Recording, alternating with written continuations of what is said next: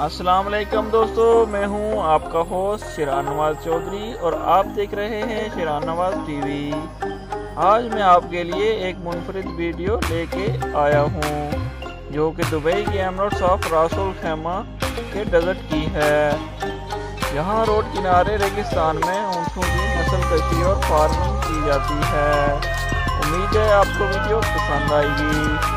अगर वीडियो पसंद आए तो लाइक कीजिएगा और चैनल को सब्सक्राइब करना ना भूलिएगा। आइए आपको वीडियो दिखाते हैं।